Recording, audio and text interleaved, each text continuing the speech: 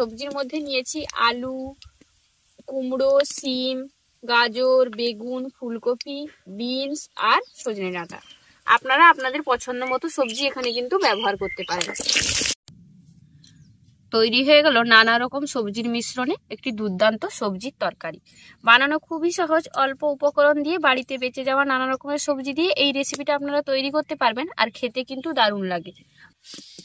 নমস্কার বন্ধুরা, সানার কিচেনে আপনাদের সবাইকে স্বাগত। আজ আবার চলে এসেছি আপনাদের সঙ্গে একটা ঘরোয়া সহজ রান্না নিয়ে। এই রান্নাটা আমাদের বাড়িতে প্রায়শই হয়ে থাকে। বাড়িতে অনেক রকম সবজি একটু থাকলে সে সমস্ত সবজি মিশিয়ে আমি প্রায়শই এই রান্নাটা করে থাকি। চলুন আজকে আপনাদের সঙ্গে একটা আমাদের বাড়িরই রান্না সবজির তরকারি, সেই রান্নাটা আপনাদের সঙ্গে শেয়ার করব। রান্নার জন্য প্রথমে আমি কড়াইয়ের মধ্যে দিয়ে দিয়েছি সর্ষের তেল। এবার তেলটাকে প্রথমে খুব ভালো করে গরম করে নেব। তেল গরম হয়ে গেলে তেলের মধ্যে ফোড়নে দেব তেজপাতা, গোটা শুকনো লঙ্কা আর পাঁচফোড়ন।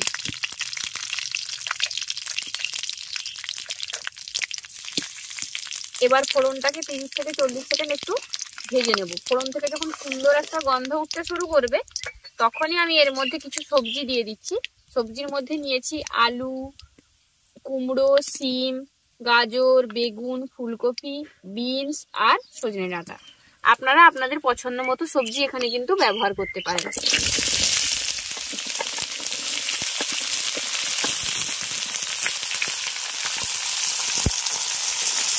সমস্ত সবজিকে আমি আগে থেকে কেটে ধুয়ে নিয়েছি।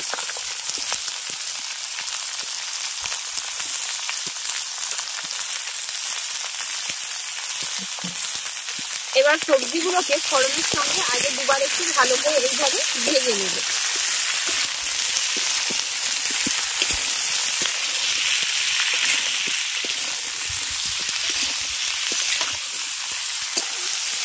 দু মিনিট ভেজে নিয়েছি। এবার এর মধ্যে আমি দিয়ে দেব মটরশুঁটি বা কড়াইশুঁটি।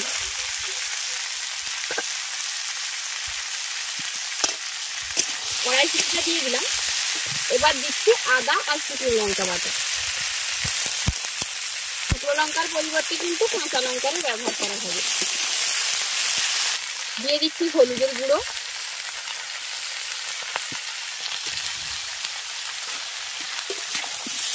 এবার ভালো করে এটাকে কষিয়ে নেব।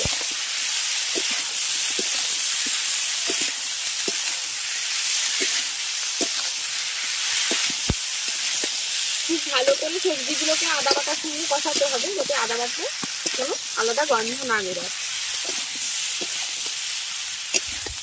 দেখুন কড়াইতে সবজিগুলো কত সুন্দর লাগছে।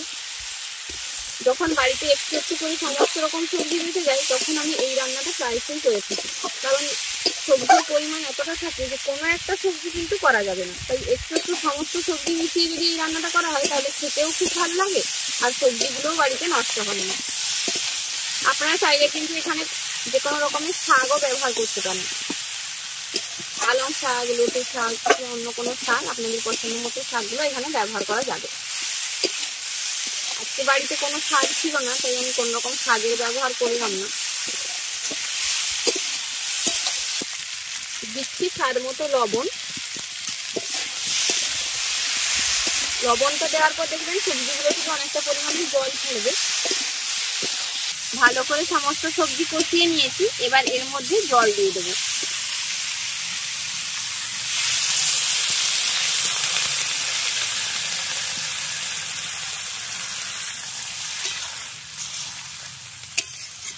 জল দিয়ে দিয়েছি। এবার এটাকে ঢাকা দিয়ে রান্না করব যাতে সমস্ত সবজি খুব ভালোভাবে সেদ্ধ হয়ে যায়। ঢাকাটা খুলে দেখে নেব সবজিগুলোর কি অবস্থা। দেখুন সবজিটা বেশ মাখো মাখো হয়ে গেছে আর সমস্ত কিছু কিন্তু খুব ভালোভাবে সিদ্ধ হয়ে গেছে আর বেশ সুন্দর লাগছেও সবজিটা দেখতে। এবার সব শেষে আমি এর মধ্যে দিয়ে দেব ধনেপাতা কুচি, সেই সাথে দেব সামান্য একটু পরিমাণে চিনি। চিনিটা দেওয়ার কারণে কি হবে, সবজির যে স্বাদটা সেটা বেশ ব্যালেন্স হবে আর খেতেও ভালো লাগবে। সেই সাথে দেব একটু ভাজা মশলার গুঁড়ো। ভাজা মশলার মধ্যে আছে ধনে, জিরে, মৌরি, গোটা গরম মশলা। সমস্ত কিছুকে আমি শুকনো কড়াই ভেজে রাখি। এরকম কোনো সবজি রান্নায় আমি প্রাইসে ওই মশলাটা ব্যবহার করে থাকি। এতে কি হয়, সবজির টেস্টটা খুব ভালো আসে আর খেতেও খুব ভালো লাগে। আর সবজিটা দেখতে কতটা সুন্দর হয়েছে দেখুন, একবার বানিয়ে দেখবেন, খেতে কিন্তু আরো বেশি সুন্দর। অনেক সময় কি হয়, বাড়িতে ফ্রিজে অথবা এমনি অনেক সবজি বেঁচে যায়, সেই সবজিগুলো দিয়ে আপনারা এই রান্নাটা তৈরি করতে পারেন। এটা খেতে কিন্তু দারুণ লাগে। আমাদের সবজির তরকারি একদম রেডি। এবার এটাকে একটা পাত্রে নামিয়ে নেব। তৈরি হয়ে গেল নানা রকম সবজির মিশ্রণে একটি দুর্দান্ত সবজির তরকারি। বানানো খুবই সহজ, অল্প উপকরণ দিয়ে বাড়িতে বেঁচে যাওয়া নানা রকমের সবজি দিয়ে এই রেসিপিটা আপনারা তৈরি করতে পারবেন, আর খেতে কিন্তু দারুণ লাগে। রুটি, পরোটা অথবা গরম ভাত যে কোনো কিছুর সঙ্গেই কিন্তু এই সবজিটা খাওয়া যাবে। আমাদের আজকের এই সবজি রেসিপিটা আপনাদের কেমন লাগলো অবশ্যই কমেন্ট করে জানাবেন। আর এইভাবে কে কে সবজি বাড়িতে বানান সেটাও কিন্তু কমেন্ট করে জানাবেন। ভালো লাগলে বরাবরের মতো ভিডিওটিতে একটি লাইক করে আপনার ফ্রেন্ডস এবং ফ্যামিলির সঙ্গে ভিডিওটা শেয়ার করার অনুরোধ রইল। আর যেসব বন্ধুরা এখনো চ্যানেলটি সাবস্ক্রাইব করেনি, প্লিজ চ্যানেলটি সাবস্ক্রাইব করে নেবেন। সেই সাথে যারা ফেসবুক পেজে দেখছেন তারা অবশ্যই ফেসবুক পেজটি ফলো করে নেবেন।